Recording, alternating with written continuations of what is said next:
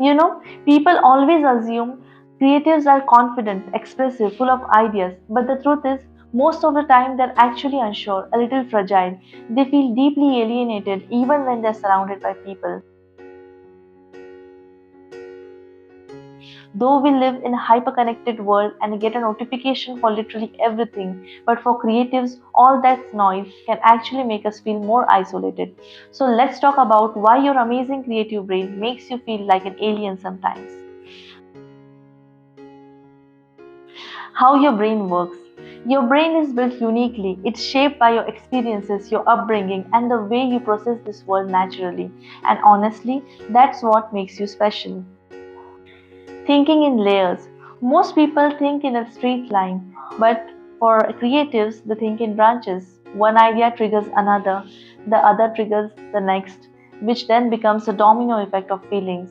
Your inner world is simply more busy. You think in metaphors, hence, we are misunderstood easily. Where others see a sunset, you see a chapter ending. Where others hear a sentence, you find a meaning behind it. You just see the world differently, constantly translating life into metaphors to ruminate again. And not everyone around you works that way. That small moment of misunderstanding, a feeling of being different, it creates a gap. And slowly, that can turn into loneliness. You get emotionally invested in literally everything. When you care about something, you care deeply. Be it a personal thing or a project you're working on, you give it your whole heart. You're not casual about anything, you're just committed. And this emotional intensity makes your inner world much louder than your outer world. They don't enjoy small talk. Creatives want real conversation. In fact, they need real talks, the kind where you talk about dreams, ideas, fears, life, the good stuff, not the mediocre discussions. Small talk just feels empty. So they connect with fewer people but on deeper level. Seeking solitude to create, the deep dive. Now, this one is a huge part, and it's mostly done by choice.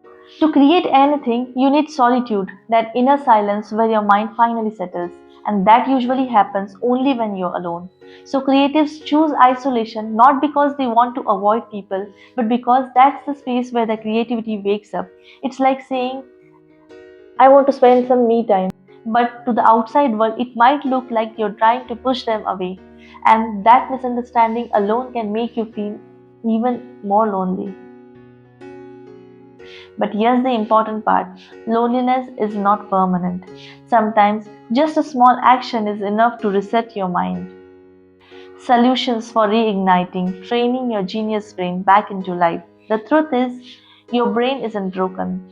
It's just wired in a way that needs intentional spark to come alive again. Mindful movement. Sometimes a simple 10-minute walk can refresh a creative brain like magic. It clears the noise inside and makes space for new ideas to come in. Breaking routine. Your brain loves new inputs. So take that other road while going out. Sit in a different cafe. Move your workspace around. These tiny changes open up fresh thoughts. New input is equals to new ideas. Simple joy. This one is so important. Do something you genuinely enjoy. Draw, cook, dance, play music. Watch something funny. Anything that reminds you that life is not just happening inside your head. It recharges you from within. Selective connection. And for your social life, you don't need 20 friends, even one real honest connection is enough to feel understood again. Talk to people who love depth. Limit social media to spaces that inspire you. Your higher connection standards are not a flaw. Honor them. So, these little habits, they are not just routine. They are ways to remind your lonely genius brain that the world is still worth connecting to without losing your sanity, sensitivity, or depth. Look, in the world that's loud and fast, feeling lonely isn't a sign that your brain is stuck. Rather, your quiet inner world sometimes becomes a safe space to dwell in for a while. By honoring your need for solitude and depth, you can navigate this hyper-connected world without sacrificing your inner peace. With a little effort, a little movement, and one honest connection, your brain can step out of that loneliness.